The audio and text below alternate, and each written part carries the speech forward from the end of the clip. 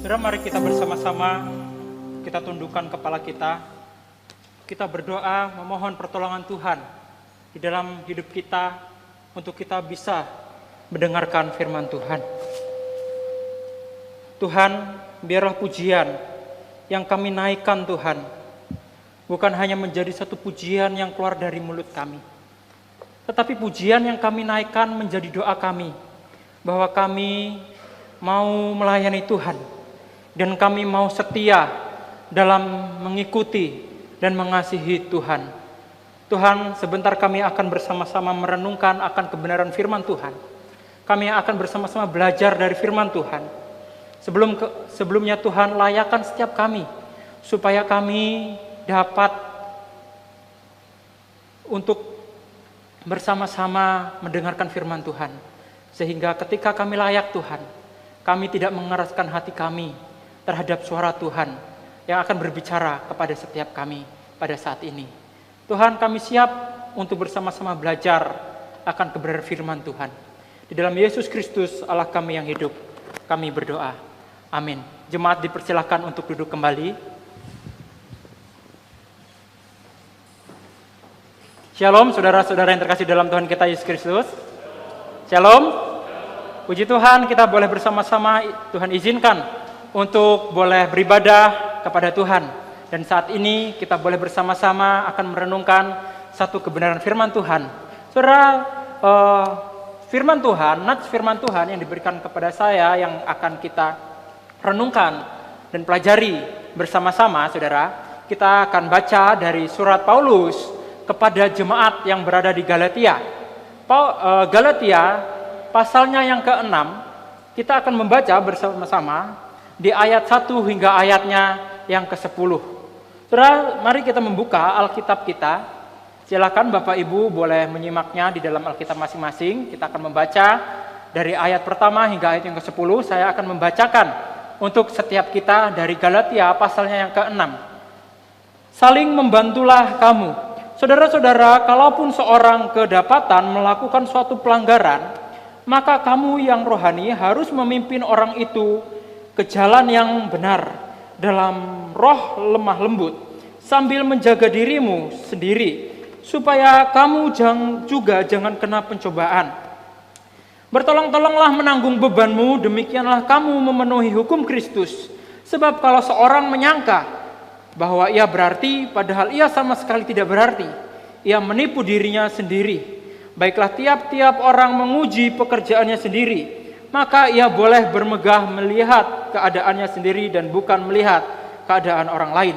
Sebab tiap-tiap orang akan memikul tanggungannya sendiri, dan baiklah dia yang menerima pengajaran dalam firman, membagi segala sesuatu yang ada padanya dengan orang yang memberikan pengajaran itu.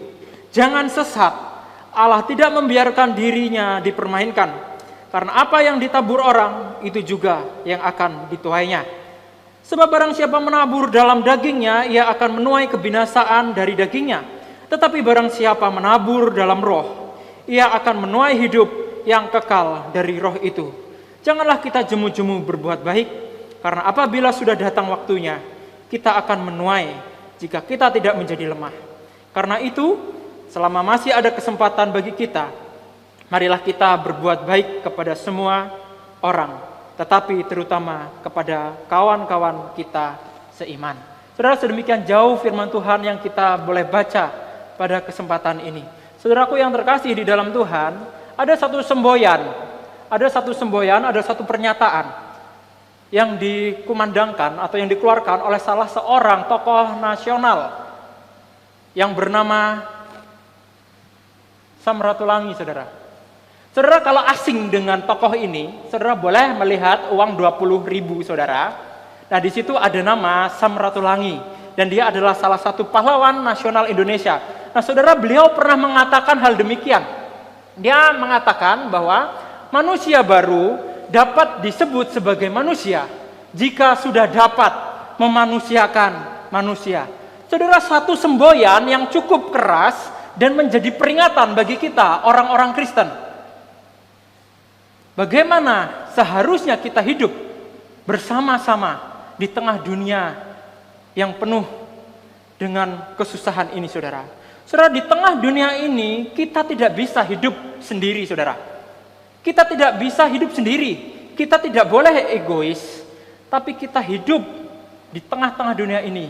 Kita bersama-sama dengan orang lain. Sehingga kita tidak boleh mementingkan kepentingan kita sendiri. Apalagi kita dikatakan sebagai anggota tubuh Kristus. Saudara, sadarkah setiap kita sesungguhnya di dalam kehidupan orang-orang percaya sendiri, orang-orang Kristen sendiri, orang-orang seiman, saudara, mereka juga memiliki pergumulan, beban di dalam kehidupan mereka masing-masing, saudara. Nah, tugas kita sebagai orang-orang percaya, di mana kita menjadi satu saudara yang bisa menopang satu dengan yang lainnya. Dan itu adalah satu panggilan dan tugas kita sebagai orang-orang yang hidup di dalam Tuhan, saudara. Saudara, oleh sebab itu, apa yang harus kita lakukan sebagai tubuh anggota Yesus Kristus?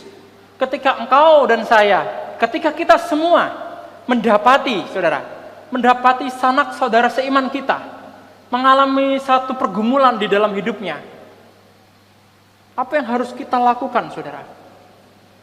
Saudara, di dalam kelompok KTB saya, ada seorang yang pernah berkata, menyaksikan cerita hidupnya ketika dia mengikuti Tuhan. Nah, dia menceritakan satu kesaksian begini, saudara. Saya bersyukur saat di dalam masalah yang berat di dalam kehidupan saya, ada anak Tuhan, ada orang-orang gereja, saudara, dia katakan, yang mau menolong saya, yang mau memperhatikan saya, yang mau menopang saya, dan mau mendoakan saya. Saudara, dia mengatakan lebih lanjut, jika saat itu, saudara, Tuhan tidak mengirim orang-orang di gereja, Tuhan tidak mengirim anak-anak Tuhan, dia mengatakan, mungkin saya saat ini nggak ke gereja, dan saya pasti mungkin saat itu meninggalkan Tuhan. Saudara, dari cerita ini saya merefleksikan di dalam diri saya bahwa sesungguhnya peran kita sebagai seorang anak Tuhan, seorang umat Tuhan, seorang anggota tubuh Yesus Kristus, Tuhan menuntut kita untuk kita bisa saling memperhatikan orang-orang, sanak saudara seiman kita yang lemah di dalam hidupnya, saudara. Saudara, andai saja mungkin kalau kita menjadi orang-orang yang hanya mementingkan kepentingan kita pribadi, bagaimana dengan mereka, rekan-rekan seiman kita di dalam iman mereka? Mungkin juga dia seperti rekan kelompok KTB saya. Dia bisa saja, saudara, andai tidak ada orang-orang yang mengasihi mereka, yang memperhatikan mereka, dia bisa meninggalkan iman percaya dia kepada Yesus Kristus. Saudara, tindakan kita sebagai orang Kristen yang telah dimerdekakan oleh Kristus, bukankah sudah seharusnya gaya hidup saling tolong menolong, saling memperhatikan, saudara, itu menjadi gaya hidup kita, menjadi satu ciri khas hidup kita, saudara? Bukankah hal itu seharusnya melekat dalam diri kita, saudara? Kenapa? Karena itu adalah identitas kita. Kita dipanggil oleh Tuhan masuk di dalam persekutuan dengan dirinya, supaya kita mengasihi Tuhan dan mengasihi sesama kita.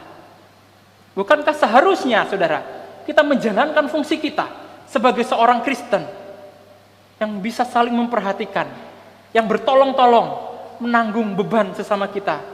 Mengapa, saudara? Karena itu adalah hukum Kristus. Karena itu adalah hukum Kristus.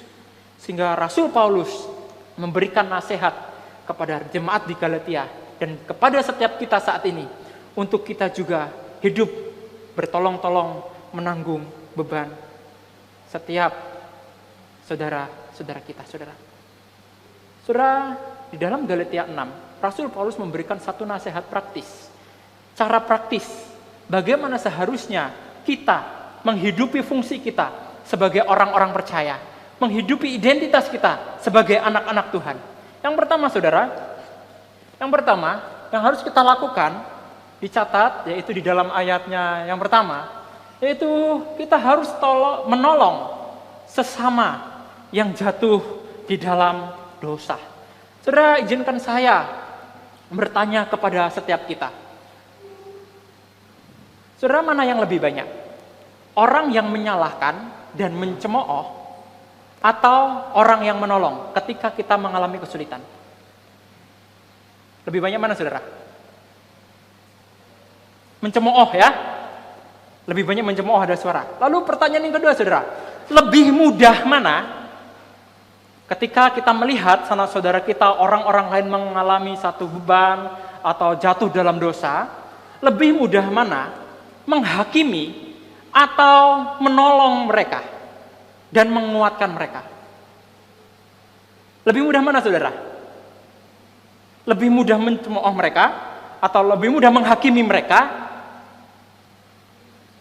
atau lebih mudah menolong mereka, saudara?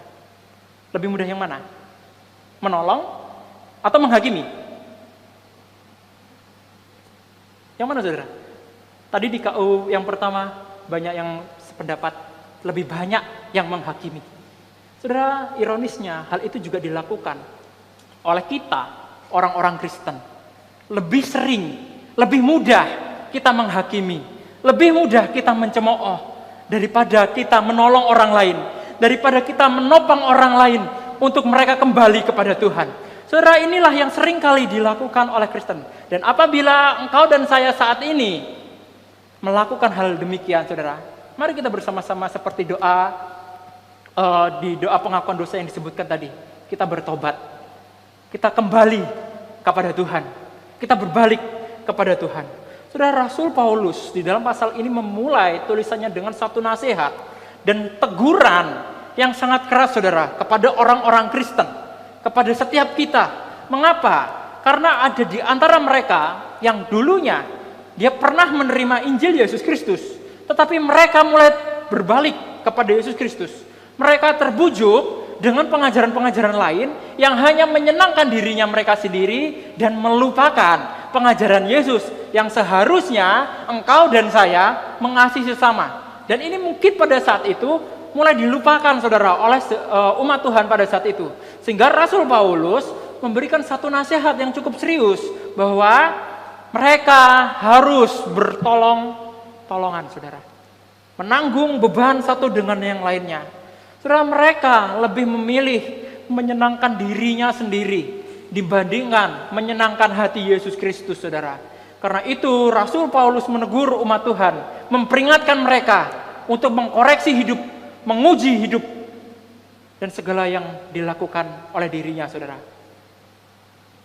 Dan ayat ke-7 kita melihat satu teguran yang sangat keras yang diberikan oleh Rasul Paulus, supaya umat-umat Tuhan jangan sesat. Jangan sesat. Satu pengajaran, satu teguran yang Paulus berikan, saudara, kepada umat-umat Tuhan. Saudara, dalam pasal 6, Rasul Paulus mengingatkan kepada jemaat berada di Galatia dan kepada setiap kita saat ini, supaya kita menegur orang yang berbuat kesalahan. Kita harus menegur mereka, orang-orang yang berbuat kesalahan. Tapi, saudara, ada catatannya, ada lanjutannya. Dengan apa, saudara? Dengan lemah lembut. Satu catatan, kita boleh menegur mereka, tapi harus dengan lemah lembut. Saudara, mari kita coba perhatikan satu kata kedapatan. Kedapatan yang dipakai, saudara, di dalam teks yang kita baca ini, itu mengandung arti bahwa dosa yang dilakukan, saudara, di sini bukanlah karena disengaja. Bukan karena disengaja seperti selingkuh atau membunuh. Bukan, saudara. Tetapi di dalam teks ini yang dimaksudkan, yaitu karena ia lalai. Ia tidak sadar bahwa sesungguhnya yang dilakukan itu sesuatu yang bertentangan dengan firman Tuhan. Dia nggak sadar, dia lalai, saudara. Dia sudah jalan di jalan yang lurus, jalan yang indah, ternyata dia terplecok, dia terpleset, saudara. Dan seperti itulah, saudara, kata kedapatan ini yang digunakan di dalam teks ini, saudara. Dan Rasul Paulus pada saat itu paham betul. Dia paham dengan sangat bahwa akan terjadi masalah-masalah yang timbul di dalam kehidupan umat-umat Tuhan, di dalam kehidupan orang-orang yang percaya, saudara. Betapapun baiknya manusia, dia sadar betul, saudara, betapapun baiknya manusia, suatu saat kelak, pasti ia bisa saja tergelincir dan jatuh di dalam dosa. Saudara, jika ada orang yang tergelincir di dalam dosa, maka tugas kita sebagai orang-orang percaya, yaitu mengembalikan orang-orang itu ke jalan yang benar. Kita memimpin mereka, saudara, ke jalan yang benar, yaitu ke jalannya Tuhan. Nah, itulah, saudara, panggilan kita. Panggilan kita sebagai orang-orang yang percaya kepada Tuhan. Kita membawa mereka kembali kepada Tuhan. Itulah fungsi kita. Tuhan memanggil kita masuk di dalam persekutuan dengan Dia. Bahwa ketika kita mendapati mereka yang jatuh dalam dosa, Tuhan memberikan kepada kita satu kepercayaan, di mana kita memimpin mereka kembali ke jalan Tuhan. Saudara, memimpin di dalam bagian ini, itu bukan sesuatu memimpin, kita menunjukkan arah jalannya, saudara. Bukan seperti itu. Tetapi di dalam bagian ini, memimpin, itu lebih kepada kita memulihkan mereka. Kita membimbing mereka, saudara. Dan setelah itu, kita melatih mereka. Supaya apa, saudara? Supaya mereka sembuh, supaya mereka akhirnya paham, mereka tahu, dan iman dia semakin dikuatkan. Artinya kita memimpin mereka, bukan kita memimpin menunjukkan sebuah jalan saja, tetapi di dalamnya kita memulihkan hati mereka, kita membimbing mereka, kita melatih mereka untuk kembali membawa mereka kepada jalan kebenaran, saudara. Itulah, saudara, yang dimaksudkan di dalam bagian ini. Ibaratkan seorang yang membetulkan sebuah jaring, saudara. Sebuah jaring atau jala yang rusak. Atau seorang dokter yang mengobati pasiennya. Inilah, saudara, yang dimaksudkan oleh penulis tentang tugas fungsi kita, memimpin mereka kembali kepada Tuhan. Jadi, saudara, peran kita sebagai orang Kristen, ketika kita mendapati hal seperti ini, saudara, kita nggak boleh cuek. Kita nggak boleh membiarkan mereka. Tapi kita yang telah menerima anugerah dari Tuhan itu, kita memiliki tugas, yaitu kita menolong mereka. Kita memulihkan mereka, kita membimbing mereka, kita melatih setiap mereka, dan bukan menghakimi mereka.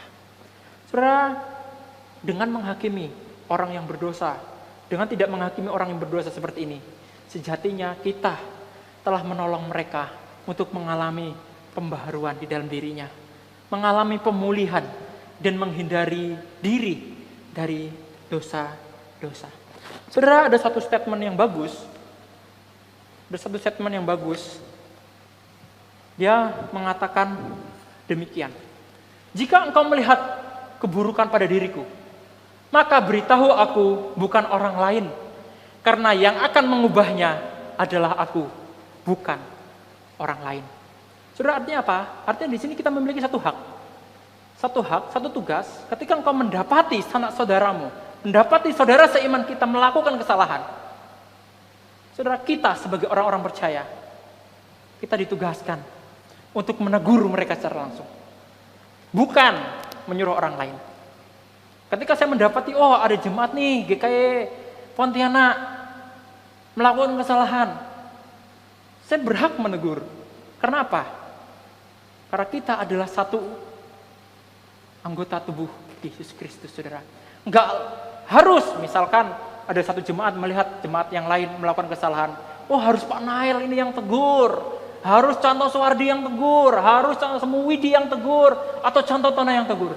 Saudara, tidak seperti itu. Tapi kita memiliki fungsi kita, yaitu kita juga bisa menegur mereka. Tapi ingat, saudara, menegurnya bagaimana?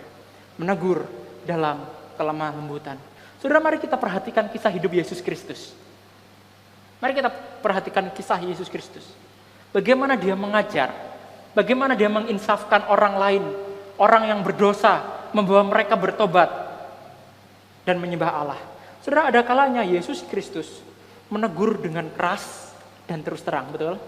Ada kalanya Tuhan Yesus menegur mereka dengan terus terang dan keras, saudara.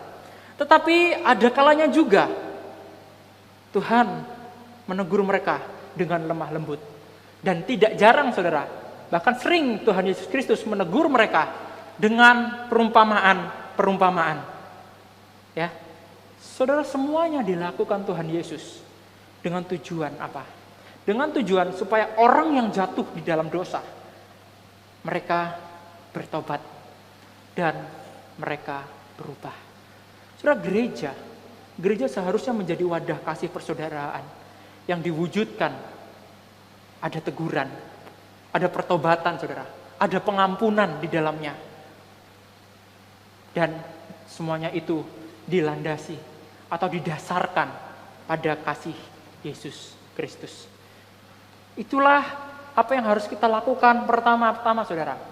Menjadi poin yang pertama. Poin yang kedua saudara, apa yang harus kita lakukan? Yaitu kita harus menolong sesama yang menanggung beban. Menolong sesama yang saat ini mungkin sedang mengalami pergumulan di dalam hidupnya. Inilah salah satu tugas dan fungsi kita. Inilah panggilan kita sebagai orang-orang yang percaya kepada Tuhan. Saudaraku yang terkasih dalam Tuhan, saya sangat senang dengan satu tradisi yang ada di Indonesia, yaitu tradisi gotong royong, saudara. Nah, mungkin Bapak Ibu pernah mengalami atau pernah melihat gitu ya, dan saya juga pernah mengalami hal tersebut, di mana menggotong rumah saudara bersama-sama sangat seru saudara. Satu tradisi gotong royong. Saudara, sadarkah kita di dalam tradisi gotong royong saudara banyak mengandung nilai-nilai yang baik saudara. Salah satu nilai yang terkandung di dalam gotong royong yaitu bagaimana saudara orang-orang ini menanggung kesedihan, beban orang lain. Di dalam gotong royong ada nilai saudara, mengandung nilai tolong menolong. Demi apa? Demi kebahagiaan bersama. Jadi bukan kebahagiaan satu orang, tetapi kebahagiaan bersama, ramai-ramai. Kita sama-sama sukacita di dalam nilai gotong royong itu saudara. Saudara, saya teringat di tahun 2014, saya pernah live in di pedalaman Kalimantan Barat saudara. Dan waktu itu jarak tempuhnya yang saya harus tempuh itu 2 hari 1 malam ke daerah itu. Mungkin Pak Suwardi tahu daerahnya, namanya Kuningan Sempatung saudara. Kalau pernah dengar atau mungkin Bapak Ibu pernah ke sana. Nah, jadi perjalanan kurang lebih kami waktu itu 2 hari 1 malam, kami tuju dari rumah sakit Serukam. Saudara, setelah tiba di sana ada seorang majelis. Majelis itu berkata, menceritakan bagaimana proses pembangunan gereja mereka. Saudara, jemaat pada saat itu mereka sangat rindu untuk memiliki gereja yang layak. Jadi mereka sangat rindu memiliki gereja yang layak. Dan akhirnya apa yang dilakukan oleh mereka saudara? Mereka melakukan yang namanya gotong royong. Saudara, jemaat di sana sadar, nggak bisa. Beban yang berat itu, pembangunan gereja, itu hanya diserahkan kepada gembala. Nggak bisa pendirian gereja itu hanya diserahkan kepada majelis semata, saudara. Lalu saudara, karena kesadaran itu, karena mereka punya kerinduan untuk memiliki satu gedung, satu bangunan atau gereja yang baru saudara, akhirnya mereka bergotong royong untuk mendirikan gereja. Nah saudara, akhirnya ada jemaat yang menyumbangkan tanah miliknya untuk berdiri, ada gereja di situ. Lalu bahkan ada jemaat yang katanya menjual tanahnya untuk membeli material untuk kebutuhan pembangunan gereja dan untuk keperluan yang lainnya. Bahkan ada jemaat yang membelikan alat musik full di sana saudara. Saudara, mereka orang pedalaman. Tapi hati mereka, kerinduan mereka untuk memiliki, untuk bisa bersekutu dengan Tuhan sangat besar saudara. Saudara, dan akhirnya Tuhan mengizinkan mereka menjadi satu teladan, menjadi satu contoh bagi dusun-dusun yang berada di sekitar daerah Sempatung itu saudara. Dan enggak mewah seperti gedung gereja kita GKI Pontianak, tapi setidaknya mereka memiliki tempat ibadah yang layak saudara. Nah ini adalah fotonya saudara. Ini adalah fotonya, enggak seperti mewah, seperti apa, tetapi dari kerinduan hatinya saudara, dari kerinduan hati jemaat, akhirnya mereka bisa memiliki gereja yang baru. Saudara, satu hal yang Ketika saya coba memikirkan bagian ini, saudara, bahwa bagian ini mengajarkan kepada setiap kita, jika beban itu dipikul oleh satu orang, atau hanya segelintir orang, saudara, akanlah sangat berat untuk dijalani. Akanlah sangat berat, saudara, untuk diselesaikan. Pekerjaan Tuhan akan sangat berat, saudara, untuk dilanjutkan. Tetapi jika kita melangkah bersama-sama, kita sama-sama saling menolong, kita sama-sama saling menopang, kita sama-sama saling membangun, dari yang berat itu pasti akan menjadi ringan. Dari yang berat itu, dari yang susah itu, pasti akan cepat untuk diselesaikan dan ujungnya membawa kepada sebuah kebahagiaan, saudara. Saudara, melalui kisah ini, cerita ini saya ingin mengajak kita memikirkan hidup kita. Saudara, sebagai umat Tuhan dan sebagai jemaat GKY Pontianak, saudara, pernahkah bertanya di dalam diri kita, apa yang sudah saya lakukan untuk saudara seiman saya? Dan apakah yang bisa saya lakukan untuk gereja saya? Saudara, ingat, jangan sampai terbalik perspektif kita. Jangan sampai terbalik, saudara.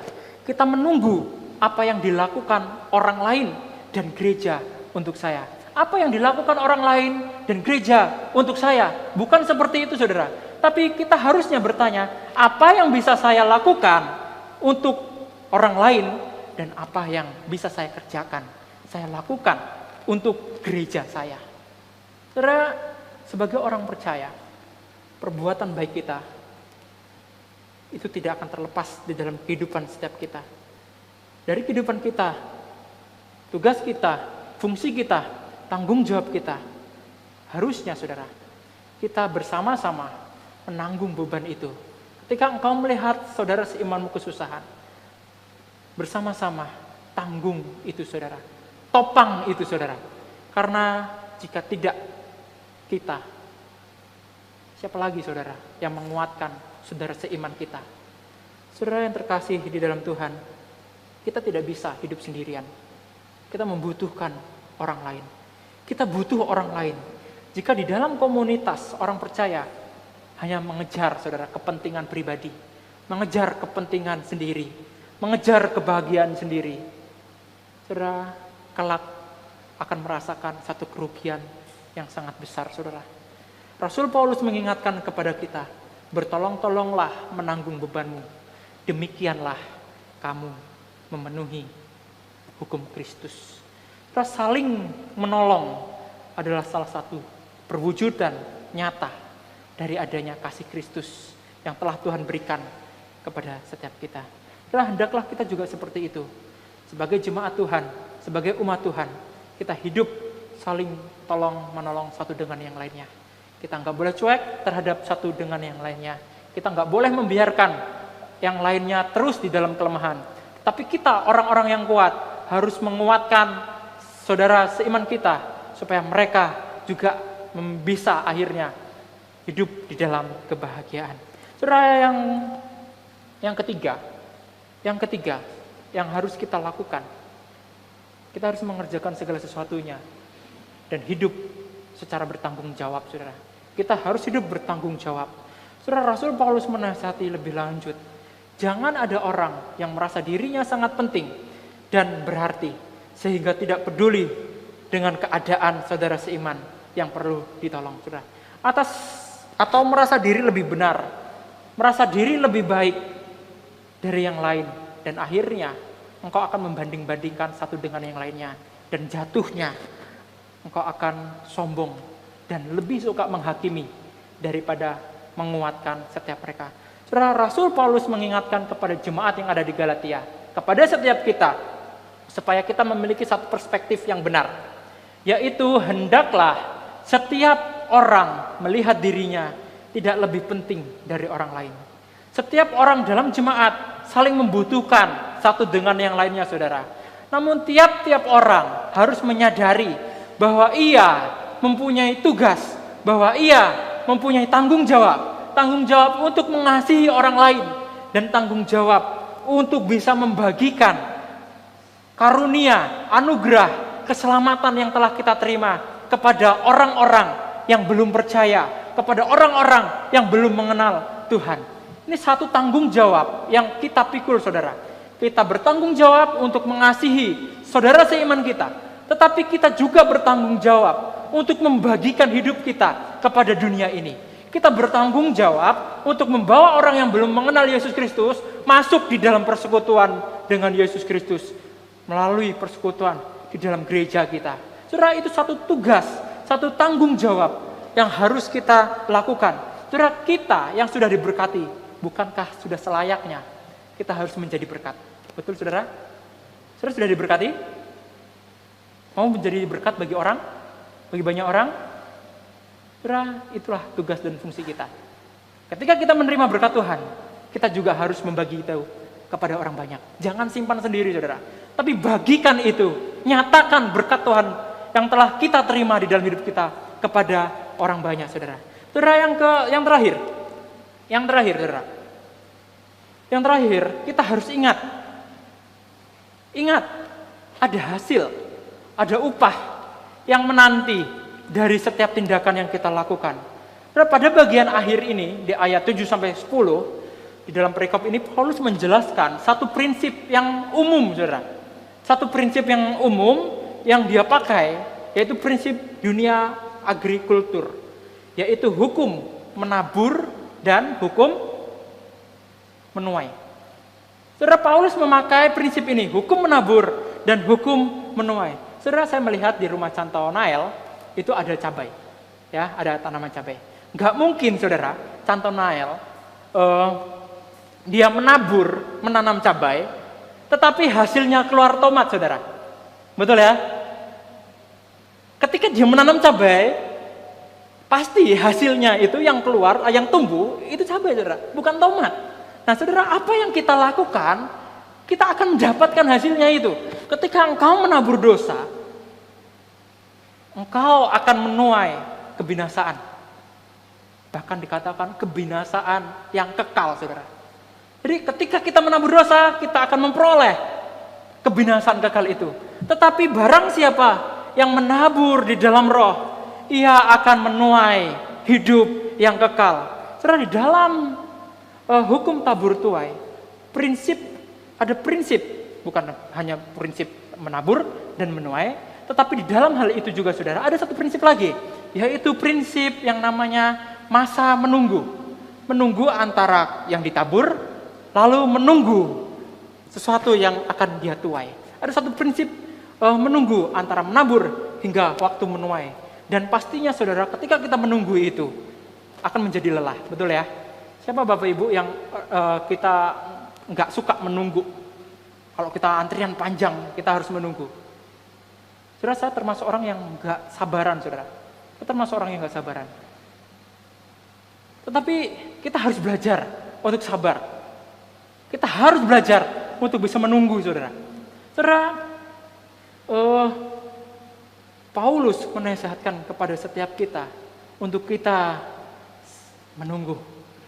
Oleh sebab itu, saudara, Paulus menasihatkan supaya kita jangan jemu-jemu berbuat baik. Gak boleh bosan untuk berbuat baik, saudara. Jadi gak boleh bosan. Akan tiba masa kita akan menuai. Akan tiba masa kita akan memanen. Sebelum masa menuai itu terjadi, jangan kita putus asa lalu menyerah dan meninggalkan Tuhan. Menyerah dan gak peduli lagi dengan saudara seiman kita. Tapi kita harus terus memastikan. Kita harus terus memastikan hidup kita. Kita harus terus memastikan apa yang sudah kita tabur itu. Kita rawat, saudara. Kita bersihkan. Sehingga ketika kita melihat hasilnya, kita mendapatkan satu sukacita, saudara. Saudaraku yang terkasih di dalam Tuhan, dalam situasi yang tidak mudah ini, benarkah engkau dan saya, atau kita semua yang ada di sini, kita sudah menjadi orang-orang umat Tuhan yang saling menopang, yang saling bertolong-tolongan, menjadi orang-orang yang mengasihi sesama kita. Saudara, dalam situasi seperti ini, kita dipanggil untuk menyatakan kasih Yesus melalui kita bertolong-tolong menanggung setiap beban orang-orang yang ada, saudara. Kita dipanggil untuk hal itu. Saudara, ketika engkau memiliki atau engkau tahu ada rekan-rekan yang lain, jemaat-jemaat yang lain hidup dalam kesusahan, dalam pergumulan iman dia kepada Tuhan, kita bertugas memiliki satu tanggung jawab untuk memperhatikan mereka, untuk menolong mereka, untuk membawa mereka, untuk menguatkan iman mereka. Jangan kita tinggalkan mereka, saudara. Jangan kita biarkan mereka di dalam keterpurukan hidup mereka. Tapi engkau dan saya, orang yang telah menerima anugerah Tuhan, marilah kita menyatakan kasih Tuhan Yesus itu kepada mereka. Biarlah ini boleh menjadi satu kekuatan bagi kita dan mengingatkan kepada setiap kita akan tugas dan fungsi kita sebagai orang-orang yang percaya kepada Tuhan, sebagai orang-orang yang telah menerima anugerah daripada Tuhan. Mari kita tundukkan kepala, kita berdoa.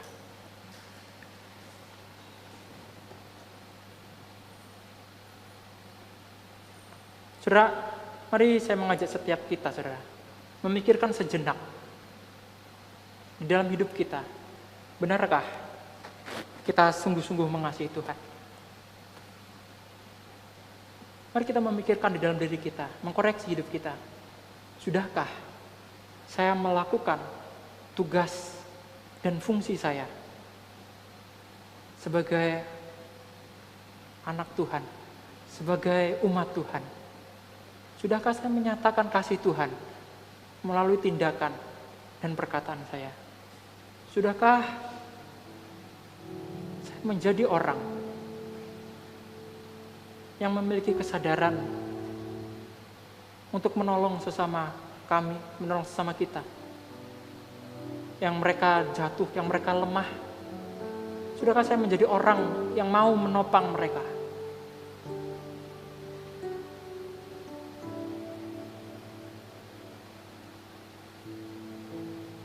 Tuhan, ampuni kami, Tuhan. Tuhan, ampuni kami ketika Engkau mendapati kami belum hidup sesuai dengan apa yang Tuhan mau. Ampuni kami, Tuhan, jika Engkau mendapati kami belum melakukan tugas dan fungsi kami sebagai anak-anak-Mu, sebagai umat kepunyaan-Mu, Tuhan. Ampuni kami, Tuhan. Tuhan, ampuni kami jika Engkau mendapati kami belum mampu memperhatikan saudara seiman kami. Ampuni kami, Tuhan, jika saat ini kami lebih egois, mementingkan hidup kami sendiri, tidak mementingkan kepentingan-Mu. Ampuni kami, Tuhan, jika Engkau mendapati kami saat ini lebih mementingkan hidup kami dan tidak mempedulikan keadaan saudara seiman kami, Tuhan. Ampuni kami, Tuhan. Tuhan, tolong kami. Tuhan, tolong kami, Tuhan. Tanamkan satu komitmen dalam hidup kami, bahwa kami mau dibentuk oleh Tuhan. Tanamkan kepada kami, Tuhan, hati yang rindu untuk membawa orang lain, untuk boleh bersekutu kepada Tuhan. Tanamkan kepada kami, Tuhan, untuk menjadi orang-orang yang mampu, yang mau, Tuhan, menjadi orang yang dapat merawat saudara seiman kami, tidak meninggalkan mereka ketika mereka memiliki satu pergumulan di dalam hidupnya. Tuhan, tanamkan kami untuk kami lebih mengasihi Tuhan, mengasihi sesama kami. Tanamkan kepada kami, dan biarlah firman Tuhan yang boleh kami dengarkan ini, Tuhan, terus boleh menjadi ingatan bagi setiap kami akan pentingnya hidup kami, akan tugas dan panggilan kami sebagai orang-orang yang telah Tuhan berikan menerima keselamatan. Terima kasih, Tuhan. Terima kasih. Inilah doa kami. Dalam Yesus Kristus kami berdoa. Amin.